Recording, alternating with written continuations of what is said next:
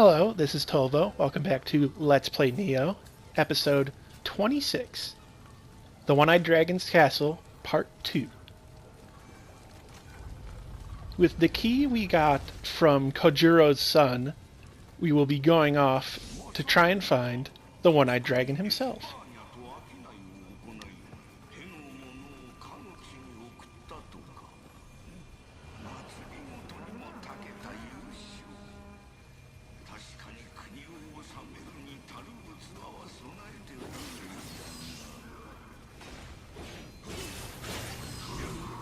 The following area is very short and small, but features a lot of enemies all at once.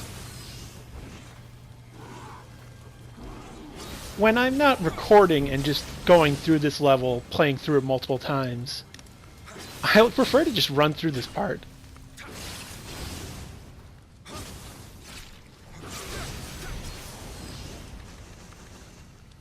To talk a little bit about Date Masamune, he was the son of Tanemune, I believe, of the Date clan.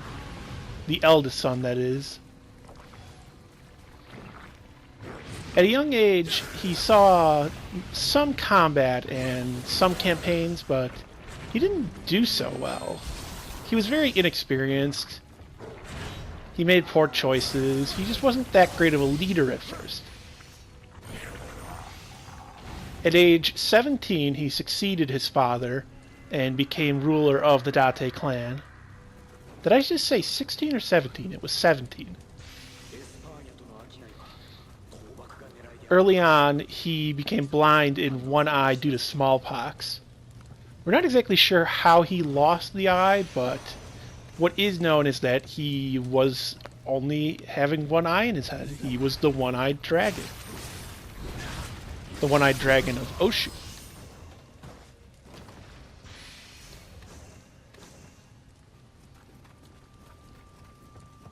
Before the Battle of Sekigahara, he did take place in the campaigns against the Hojo clan and the Usugi clan.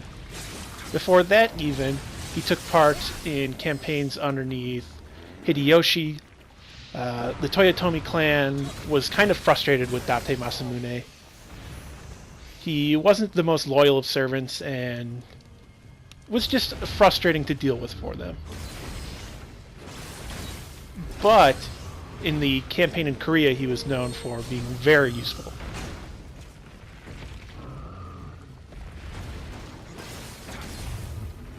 Tokugawa and him had a sort of uneasy relationship. He did support Tokugawa, but there was always just the littlest bit of animosity. He wasn't sure if Date Masamune was really on his side. Nioh takes up the idea that he was planning a sort of revolution to take over Japan or parts of Japan for himself. By the time of this DLC, Tokugawa Ieyasu is the ruler of Japan, the shogun. At least, I believe he was the shogun by this point.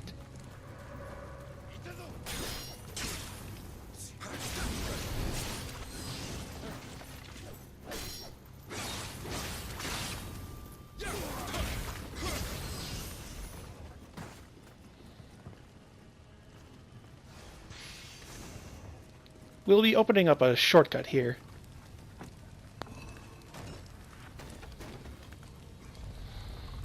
Date Masamune is also a bit of a contrasting character. While being known for sort of being brutish and very aggressive, conniving, deceitful, he also was seen as a sort of protector of the Christians of Japan, who were heavily persecuted, especially underneath Tokugawa Ieyasu.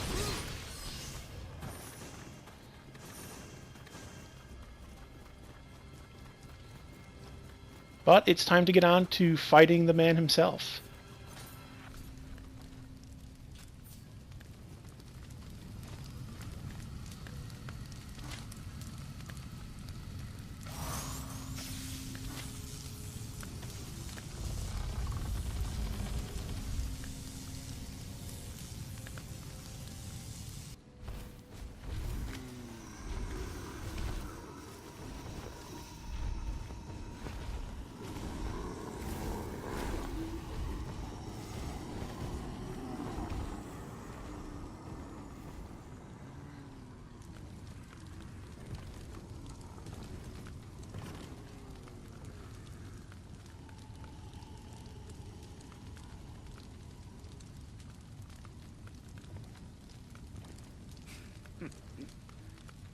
死んだ男と会おうとはな。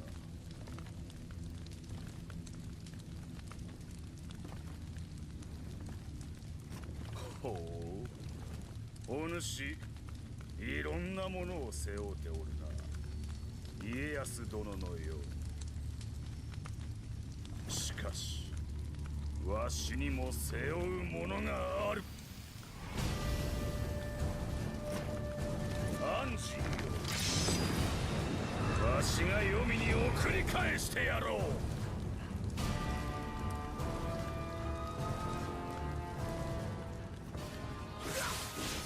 Date Masamune has 3 phases. His first phase is really easy. He just rushes at you, blocks, and tries getting a few swings with his dual swords.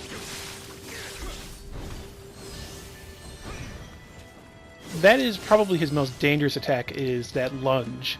It is a grapple, you cannot block it, you have to dodge it. It deals a massive amount of damage, and is very quick.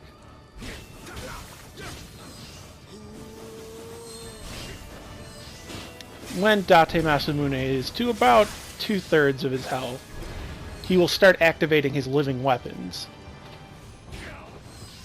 His living weapons are both a wind spirit and a water spirit. Date Masamune is weak to fire and lightning. When under the effects of his wind spirit, he's able to cause big AoE attacks around him. His slashes deal more damage. If you see him getting ready to jump up, get as far away as possible.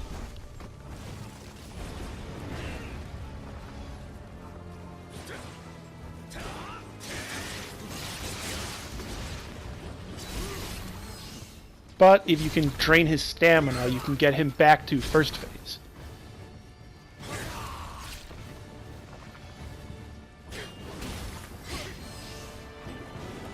Then the next phase is water. Water is the deadlier of the pair. He gains the ability to fire beams out of his swords. He can throw down these big whirlpools that cause damage around them. These are all elemental attacks, so they cannot be blocked 100%. You want to dodge them. You can shoot him in the head at any point, even when he's got a living weapon active. This was a mistake here. I meant to just press triangle to stab him on the ground, but I accidentally pressed circle at the same time, activating my living weapon.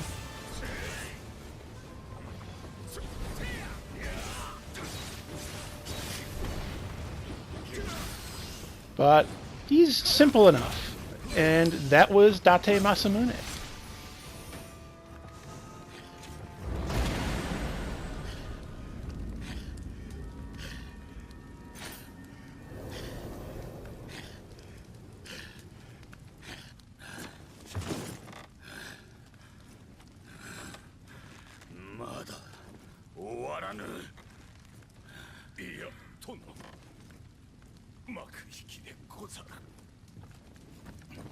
Shigezane!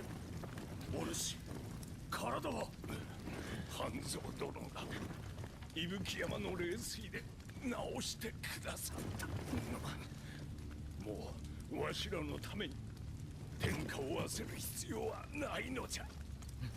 決して引かぬお主が引けと申すか。こたびはその気ではなかったようだな。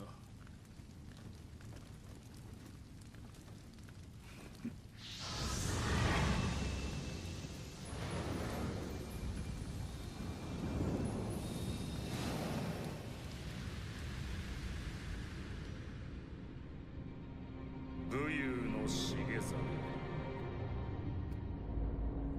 知略の小十郎、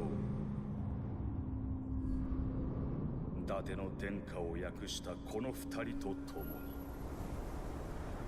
我が野望は竜のごとく駆け上っていっ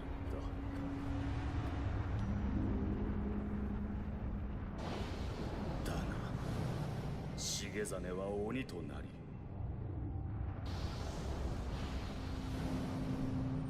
小十郎は病に倒れた。このままでは天下を見せてやれん。消えかけていた我が野望をエスパーニャから来たマリアが再び目覚めさせたのだ。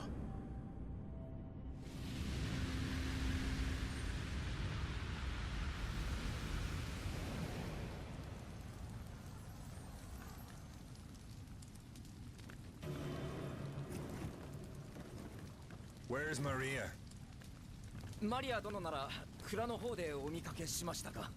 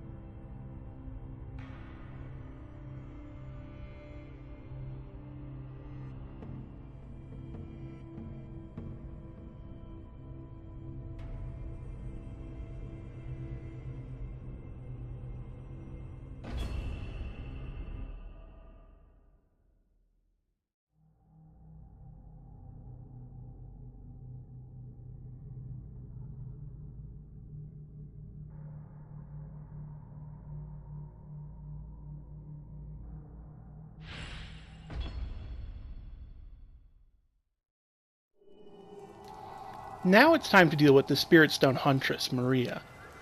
Maria is from Spain. She is seeking out ways to use and gather Amrita to help out the Spanish in their dealings with England. That war was not going well for Spain. In this level, if you go right here when you're connected to the internet, I was not at the time of the first recording. But when I recorded again, I did have internet. You will find a lot of revenants that you can summon and fight. They'll often have a spear with close combat damage additionally on it. This is a great farming zone for gear. This is where gear trading is typically done. I learned all this from Ark in Black, thankfully. It's excellent also for farming Amrita.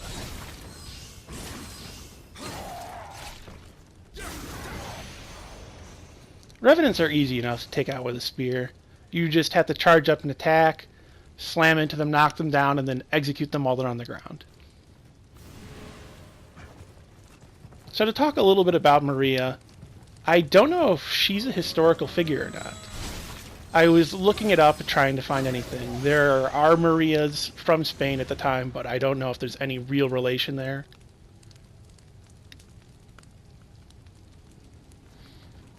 This level does not feature any enemies other than Maria herself. It's just the boss fight.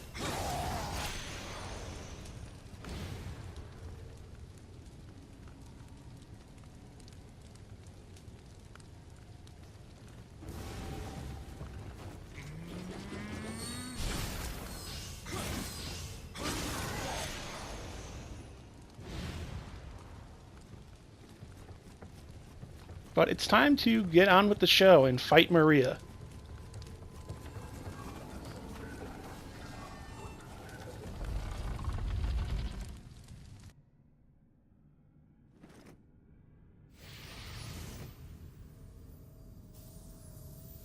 Looks like Spain is following in England's footsteps. Nos habéis arrebatado nuestra edad de oro.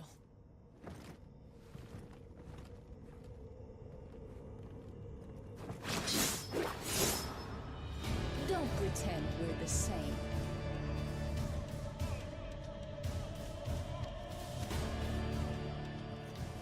Maria is very troublesome. She's fast and hits really hard. During her first phase, she's not too much of a threat. She has the typical dash attack where she charges up and then dashes and does a strong attack. which she can combo from. Whenever she hits you, she can lead into multiple combos. You want to be very careful because of that. She can deal a lot of damage very quickly. If she hits you once, you want to either block or get the hell out of there. I died about 10 times recording this and got really frustrated because usually I do her in one go. But she can be kind of tough.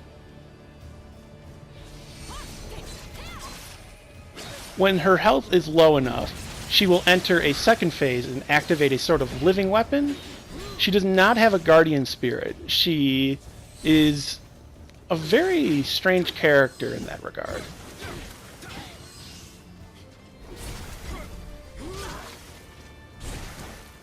I assume she's a bit like John D in that it's just flat out magic she's doing.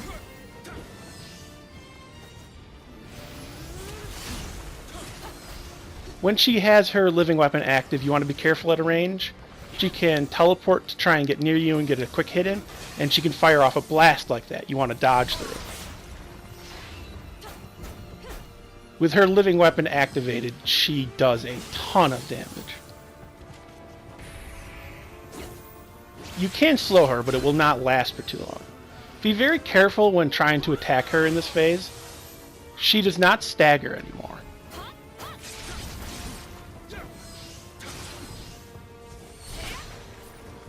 And as far as I can understand, when she hits you, she causes you to lose some Amrita. So if you have living weapon ready, you can't use it right away.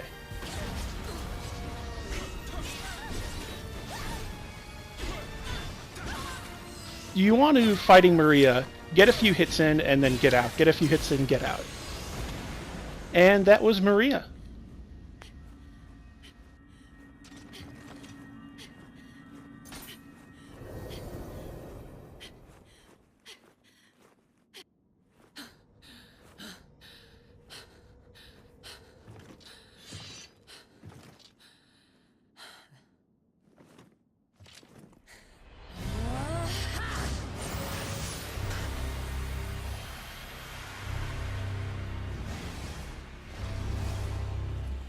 There are others who want Amrita for their own battles.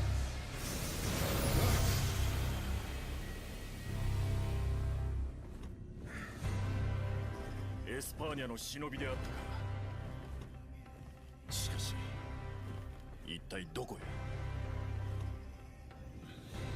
War is coming, but it's gonna be fierce.